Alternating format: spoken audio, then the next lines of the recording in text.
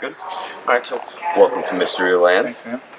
So what's the history of CRNKN? What's the meaning behind the name?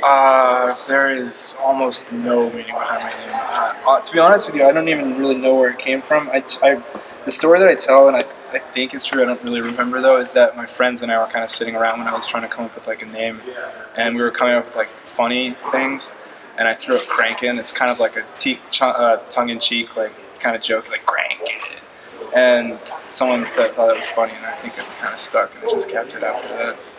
Yeah, but honestly, I don't remember, so it could have happened differently. When you don't even remember when Well, the name came about? when it came about was this is my 4th full year doing Crankin', like 3rd year professionally, but like 4 years ago. So, yeah, right around the time I dropped out of college. Did you have a name before that? No, I just kind of popped into it and started doing it from scratch. Doing big things. So how do you prepare for a set, and what gets you most amped? I usually spend about a week digging through SoundCloud. Like for something like this especially, I really like playing new and fun stuff that people haven't heard. I'm not big on playing like I like playing fun stuff, but I'm not huge on playing things that everyone plays, just because I think it's kind of easy and it's not super fun to DJ that stuff. So I like, for a week straight usually I go and I just kind of scour SoundCloud and really like look for dope shit that I haven't heard, and then I kind of think that, or hope that people haven't heard before it sets, and then I just toss it in there and I run through it a couple times just listening to it, just to kind of like get a feel for what will fit and what won't fit, and then I go and I play, and honestly I wind up changing it a little bit on the fly too, so just like have all these songs that I get really excited to play and fit them together, and yeah. So what's been your craziest performance? Coachella, definitely. Yeah, just played Coachella a couple months ago. It was like by far the best set of my life. It was insane. Yeah, it was really dope. I'm just like this year starting to get to play a bunch of festivals, and they're like festivals that I like wanted to go to, and Coachella was like #1. So, and I had a really awesome set. I had like a sunset set time, and there was a ton of people. It was awesome. It was really dope. So what are the top 5 songs that you listen to daily? Right now, it's a lot of rap right now, actually. I go through like phases, but You Mad by Vic Mensa and Kanye. I'm like the biggest Kanye fan in the world. Oh My by Boogie the Beast. Just like a lot of rap stuff. Yeah, I'm in like big rap phase right now. Yeah.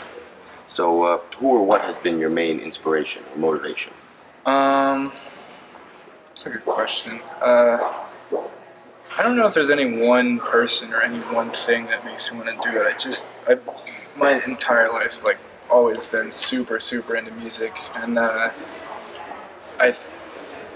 think I guess my like childhood influences, like I've listened to a lot of rock and shit when I was a kid, like Rage Against the Machine and like a lot of metal and stuff like that. So I guess a lot of that would be pretty influential. Chili Peppers, it's the kind of thing you listen to when you're in 7th and 8th grade, like learning the ropes of music. Swarty from the M Machine. But aside from that, I kind of just like want to make music that I really like, that I would want to listen to, that I think is fun and interesting and creative, and that's really what I kind of strive for. So if you could collaborate with anyone, dead or alive? Kanye. All right. Without a doubt. Yeah. You've been thinking about that one. No, yeah, I'm like I said, biggest Kanye fan ever. So it'd probably be Kanye, or like maybe John Frusciante. He used to be the guitarist of the Chili Peppers, or Tom Morello, the guitarist of Rage Against the Machine, or I don't know, something like that. Yeah. Now, I remember finding you a few years ago through a ton of your remixes. Did you ever have like a favorite one to work on? No, I don't think so. My thing with the remix is like I didn't really understand music well enough to like piece together my own stuff. So it was cool because I could take pieces of songs I really liked and just kind of change them when I was learning how to produce. And also, I kind of learned early that if I was doing remixes of songs that people knew, it kind of helped them find my music, just slowly through theirs. So that's why I still do some remixes, but that's why I did like a lot of them when I first started, because it was like a really great way to learn how to produce. But I don't think I have a favorite one.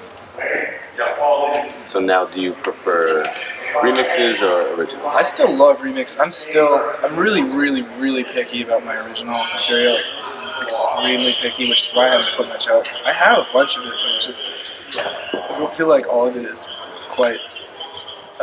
Like I wouldn't feel super proud of it if I put it out as is. So I hold on to things until I'm like, yeah, this is good. And then with remixes, I get like really excited on them. I finish them really quickly, and then I'm like, yeah, this is great. And then that's why I wind up putting them out. Whereas like my original stuff, it just takes a lot longer. And so I think as of now, I prefer remixes because they're slightly easier for me. But originals are way more fun and rewarding. So yeah.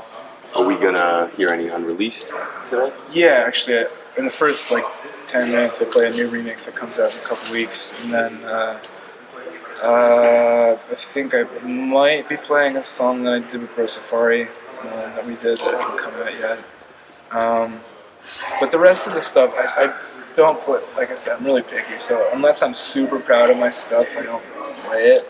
But the two things that like I just mentioned, I think are pretty dope, so I might play them today.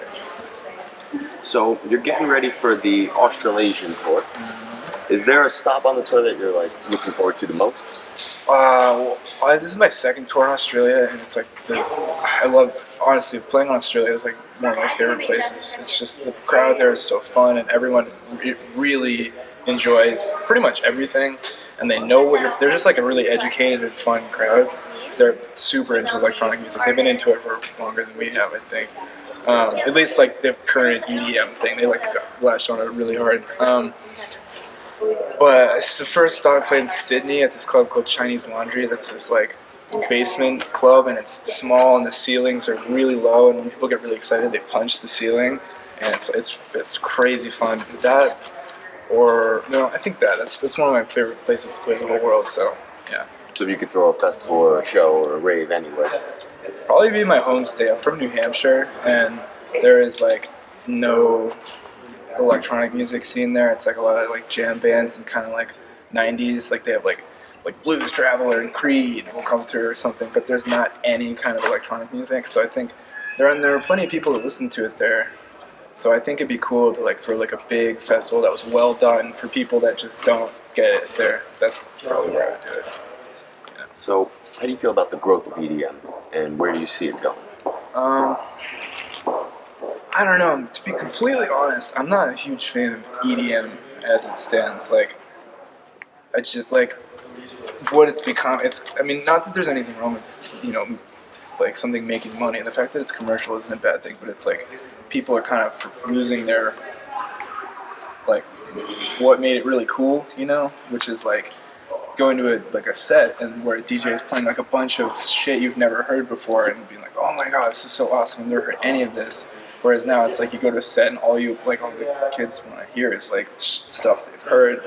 What I'm hoping is that the like banger mentality like slows down a little bit and like goes back to people that are talented musicians and that can like write melodies and harmonies and that can structure a song to be like a song that's good to listen to and to play out instead of just a song that's like specifically made for like a festival crowd.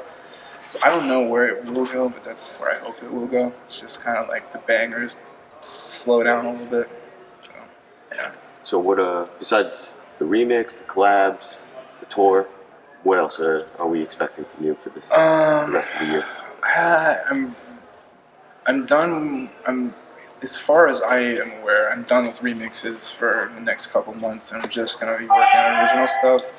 And I'm gonna try and put out some kind of original work for my goal is January to just put out a couple of things between now and then. So besides all that, I have like 4 remixes that I did a while ago that still haven't come out yet. That like I did a remix for Odessa. And a couple other ones that are going to come out at some point. I'm not sure when, but those, and then I'm like, just the original stuff that I'm working on. So, yeah. And lastly, if you could have any superpower, what would it be? That's a question that I would ask. That's a good question. It has to be. Did you say one superpower? You could have 2. Okay, because I'm a like super comic book nerd, and so like one superpower by itself is totally useless.